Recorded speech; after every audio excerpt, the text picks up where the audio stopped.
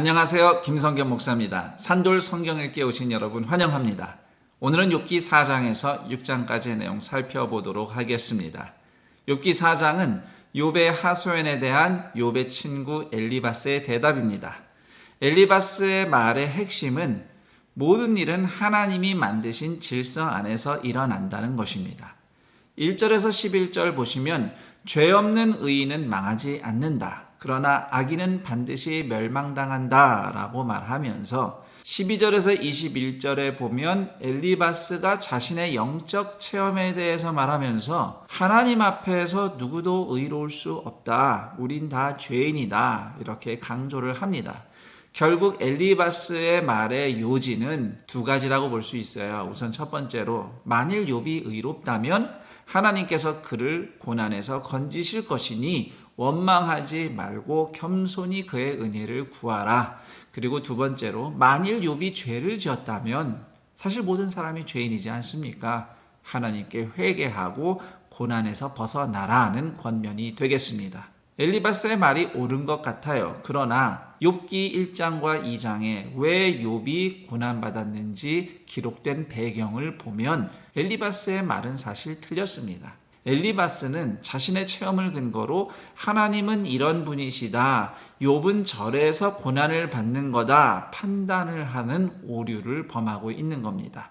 그리고 인과응보, 즉 선한 사람은 복을 주고 악한 사람은 징벌한다는 원리만 생각하면 인간의 운명은 자신의 행위에 의해서만 결정이 되는 꼴이 됩니다. 그 법칙만 주장하면 하나님의 능동적인 개입을 배제하는 모순에 이르게 되지요. 인과응보 법칙 안에서는 죄인이 은혜를 입어서 용서받을 또 구원받을 여지가 없는 겁니다. 그리고 17절에 보시면 인간이 의롭지 못하다는 말 자체는 문제가 없어요. 맞는 말씀이죠. 그러나 엘리바스의 교리는 절망 속에 있는 자에게 전혀 소망을, 위로를 주지 못합니다. 진정한 하나님의 계시는 인간은 의롭지 못하지만 하나님께서 그런 사람에게 긍휼을 베푸신다는 복음을 전합니다. 그 다음 5장에는 엘리바스가 계속해서 인과응보의 원리를 강조하는 내용이 기록되어 있는데요. 2절에서 5절 보시면 미련하고 어리석은 자는 자기 자신의 분노와 시기에 의해서 망한다고 말을 합니다. 즉 인간의 죄가 인간의 고통의 원인이라는 거죠. 그러니까 문제는 누구보다도 인간 자신에게 있는 거예요. 정말 맞는 말씀이죠. 보편적으로 보면 말입니다. 그러나 욥은 그런 사례가 아니에요. 욥은 오히려 의롭기 때문에 사탄에게 고발을 당해서 고난이 시작이 된 겁니다. 그리고 8절에서 16절을 보면 악인을 무너뜨리시고 낮은 자, 가난한 자를 구출하여 높이시는 하나님의 능력에 대해 말을 하는데 하나님께서는 상황을 역전시키시는 하나님이시다라는 뜻입니다.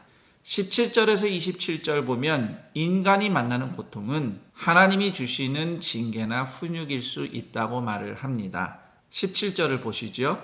하나님께 징계받는 자에게는 복이 있나니 그런즉 너는 전능자의 징계를 업신여기지 말지니라. 결국 하나님이 구원하실 테니 힘들다고 원망하지 말라는 말이죠. 8절 나라면 하나님을 찾겠고 내 일을 하나님께 의탁하리라. 정리하자면 엘리바스의 말 자체는 맞아요. 그렇지만 진심 어린 긍휼이나 고통에 대한 이해가 없습니다.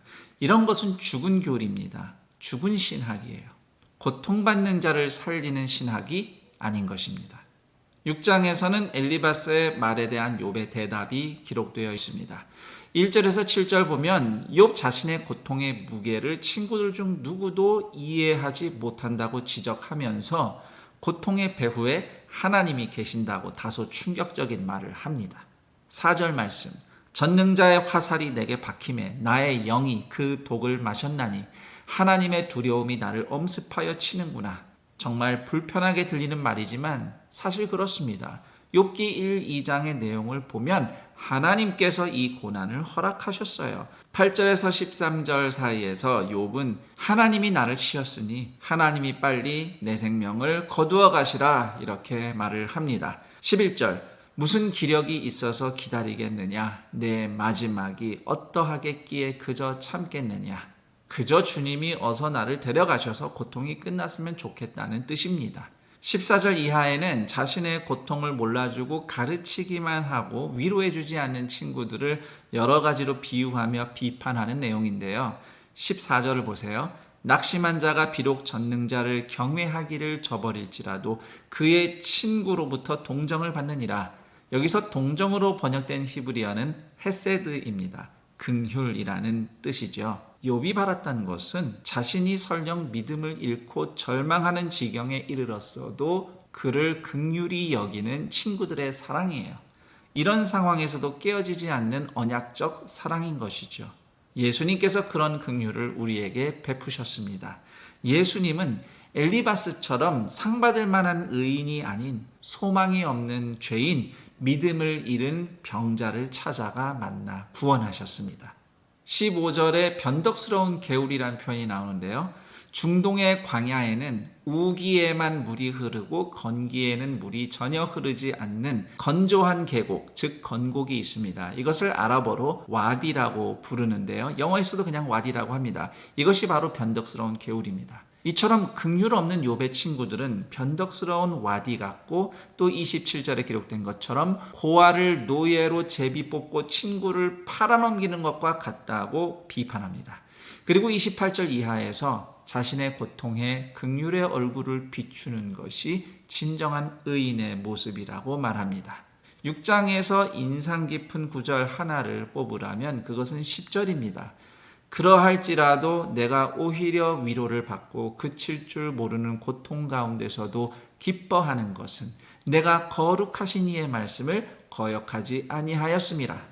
욥은 하나님이 내리신 고난에 힘들어할지언정 지금까지 하나님을 믿은 것과 하나님이 허락하신 고난을 피하지 않고 감당한 순종이 자신에게는 위로이고 기쁨이라는 뜻입니다. 여기서 왜 나를 버리셨습니까? 외칠지언정 십자가 고난을 죄 없이 순종하며 감당하신 예수 그리스도를 생각하게 됩니다.